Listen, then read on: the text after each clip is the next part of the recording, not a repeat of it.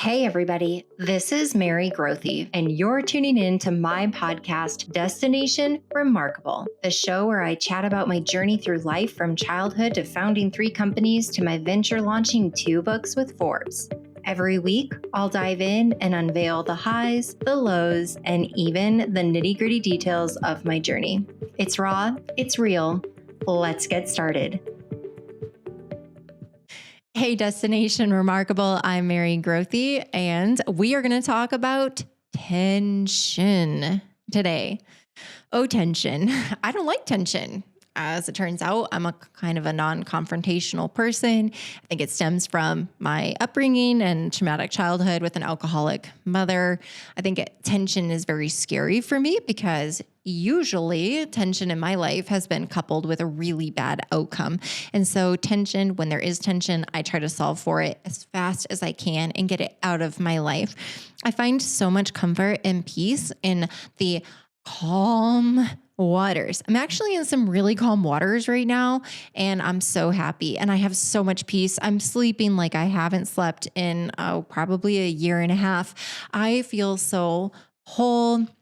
I am also just laughing again and smiling all the time. And like, I don't have this weight and pressure. It's a beautiful season. I don't know how long it's going to last. I'm praying it stays for a while. But for tension, this is an interesting topic. And I've written down some notes here that I'll be referencing. So life is full of tension. There is a back and forth in all things. And we can think about maybe how we're living our lives, some of the things that we have common tension with. So I think about in my life, the tension between being confident and being humble. I've had to overcome a lot of fear and insecurity, and I have a fear of disappointing people. I have a fear of not knowing the answer to things. I have a fear of someone viewing me as not good enough because unfortunately that's how I was raised. So it's just ingrained in my DNA. And I have found myself for years being overly confident to the extent of being arrogant and showing off too much ego and pride. But really it was just masking on the inside. I was afraid to ever admit that I needed help or that maybe I wasn't good enough.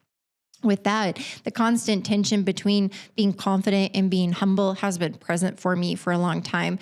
And I've learned to embrace, at least start to embrace humility, but it hurts. I'm really competitive and I don't like when I make mistakes. I don't like when I need to ask for help. I don't like when I can reflect and then say, I see now how I could have done that better. I take it really personally. I strive so hard to be of value to people. And it really hurts in the deepest core of me when I make a mistake or when I let somebody down. And so this constant tension between confidence and humility is one that I really struggle with. And I always err on the side of confidence, but I am learning how to have the humility as part of who I am. And as I get older, it is coming a little bit more naturally also as I focus on it as well.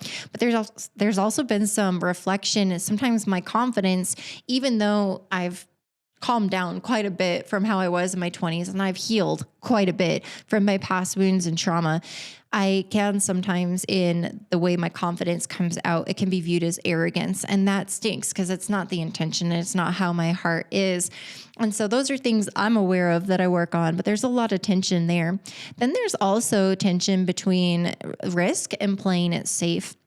And I do know that this is a constant tension in my life as an entrepreneur and as a CEO, especially the season we just came through. I needed to not play it safe. We were in jeopardy of losing everything. And I had to show up and I had to take risk head on and be willing to risk it all in order to save it. And it was not a play it safe moment. And I'm so grateful for the way that I'm wired, for my background, for learning how to be a survivor and take on risk. And I'm very risk adverse. I have high capacity, high urgency. And so when I look at that tension between taking risk and playing it safe, I actually err on the side of risk, which interestingly enough can lead to burnout for people who are in my life because I don't play it safe enough. I don't sit in the calm waters and just enjoy it. I will get bored and then I start taking on new things and I start rocking the boat. See where all these things come from? Calm waters. I rock the boat. They're not so calm anymore. And I start to create a little bit of that chaos and take on the risk because I actually thrive in that state.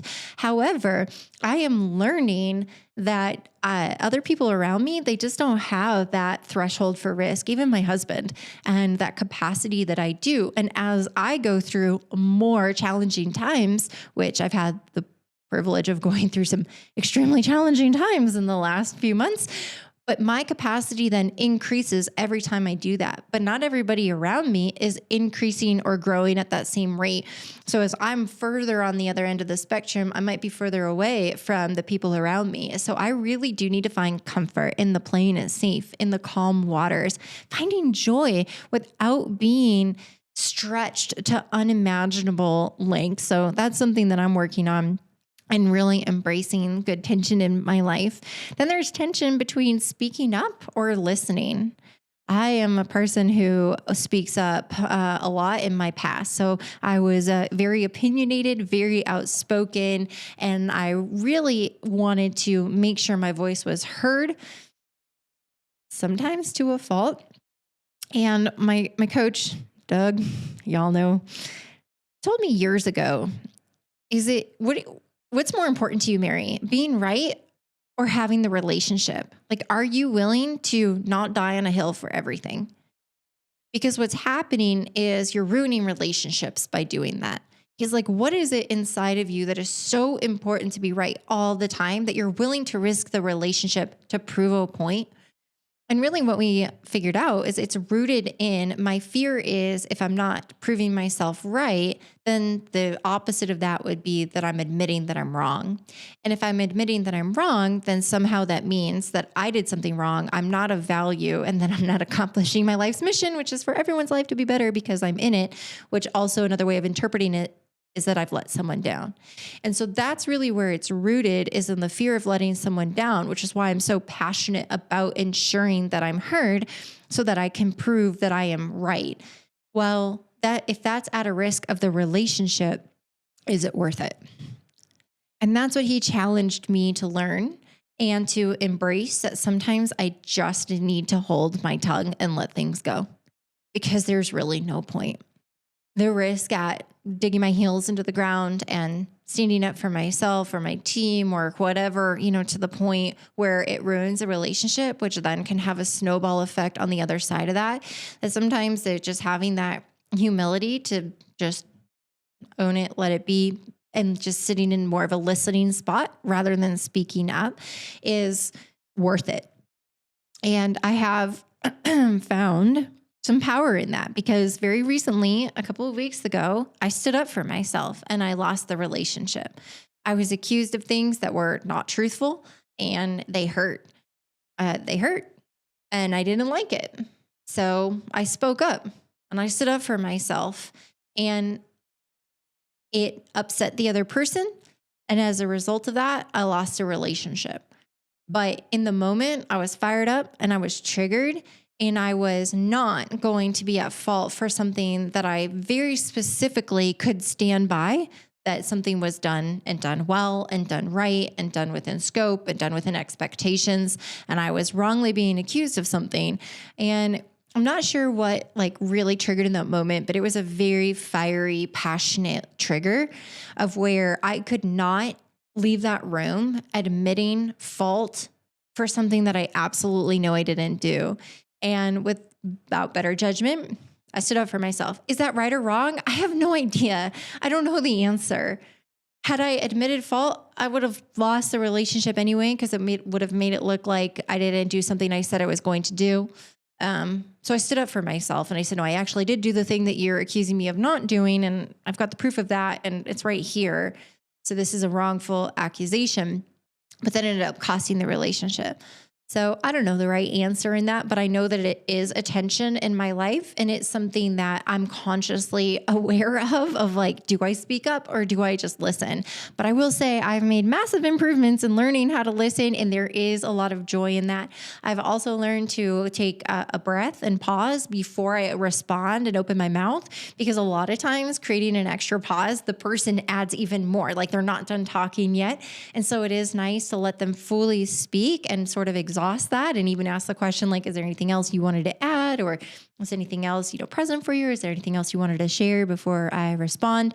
And what is so good in that is it lets the other person truly, truly open up, lay everything on the table. And it's great. Whether that's personal life, my personal life, professional life, it doesn't matter. It's such a great way to let people communicate and respond. And it also gives me the opportunity to chill out because I'm such a passionate person. And so when I get in those conversations, I want to be right in there in the conversation, and half of a second of a pause is created. Like I jump right in, and I just love talking. So that's the problem.